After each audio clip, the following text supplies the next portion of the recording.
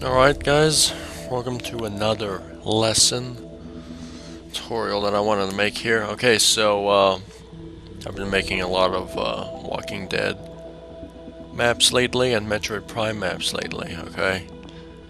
And that's my first person rig over there.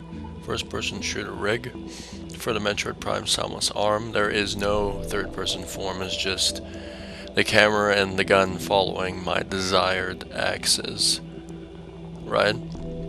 So right now we're gonna make 3D skill game character teleporters. So this is similar to Trials when you grab the player event and then you can transport them from checkpoint to checkpoint. And I call this going to a next world, loading a next area, like loading zones almost, right?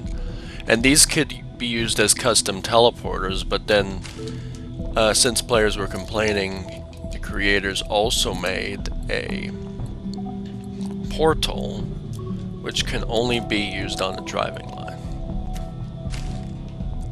So this is the same thing, except now you have no restrictions.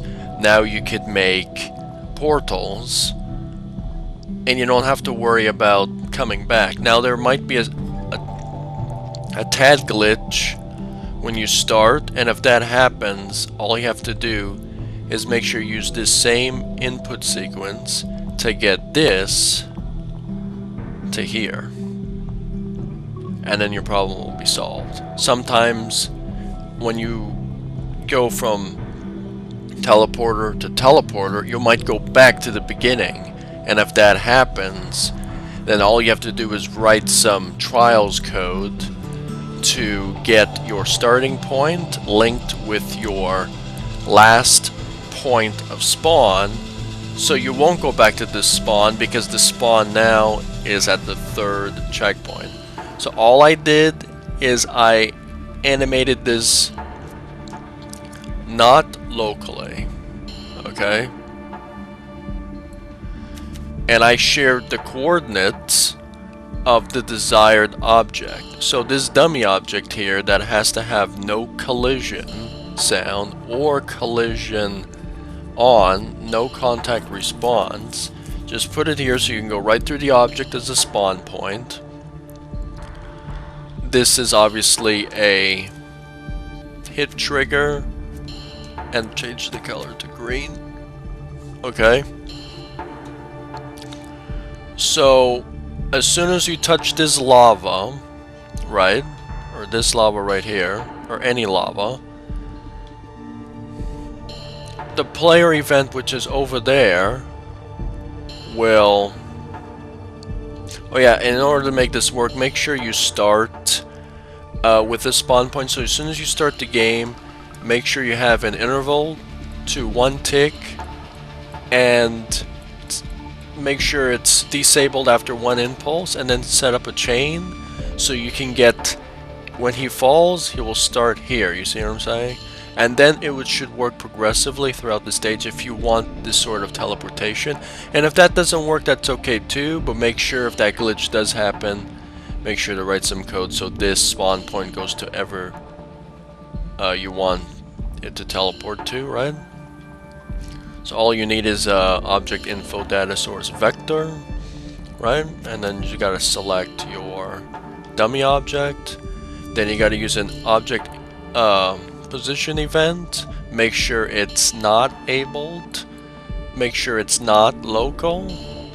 And X, Y, and Z to info data source. Then select the game character, alright, because the actual source is sending the signal here. Then the interval, make sure it's at 1 tick and it's disabled, okay, and then have 2 state events on and off. Assign them to interval and object info or object position event, and then select event filter past the impulse chain going all the way down through here, So it actually turns on and off after a set amount of time, and I chose my set to 100 milliseconds, 6 ticks, right? It gives you a nice transition so the game doesn't lag between checkpoints, or not really checkpoints, but like between teleporters, right?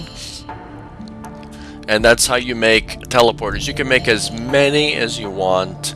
Let's just say you want to make a first-person game and you made a game to where there's walls in the way, or let's just say you wanted to make a first-person game, kind of like Trials, where you teleport between areas with the player event, but then you want different worlds with different area effectors, with different skyboxes. So what you would do is you would say, okay, I want to go to this level, and I want to go back to this level. I never really found out a way how to make it an active trigger yet, like a checkpoint. This can definitely be a checkpoint system, I think. Okay, but it needs more work, obviously. But this is just one way of saying this is the way how you teleport you. And if you want to teleport back, all you have to do is do the same thing again and go back. But then you have to do something to go right again to go forward, right? And so this is how you make teleporters for skill games. So I'll play it so you guys could see what I'm saying.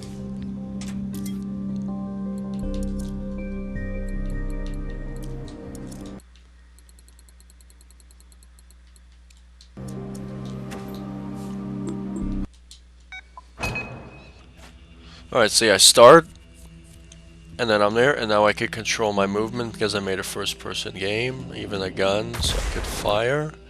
Okay. Now, I can press Y to change the net, but I want to show you from perspective. So you jump, and then now you're here. You see that? Okay. It's hard to play from this angle, okay. Alright, now you go forward again, and you're there. You see what I'm saying? And now we press Y because I assigned the camera. Those are custom teleporters.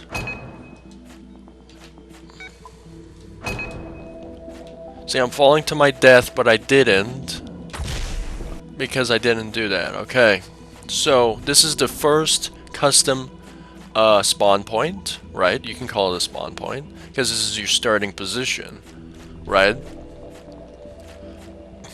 Then,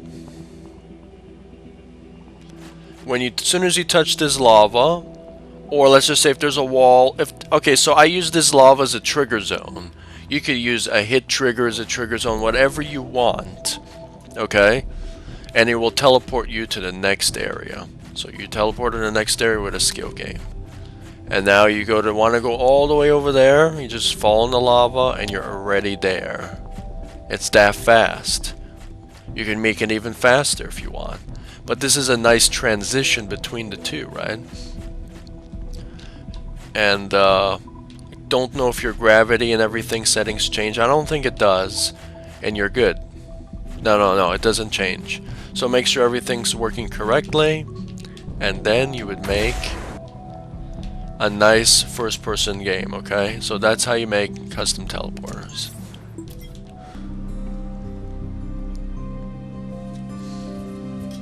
Alright, I'll see you on the next tutorial. Bye. Saint the Legend.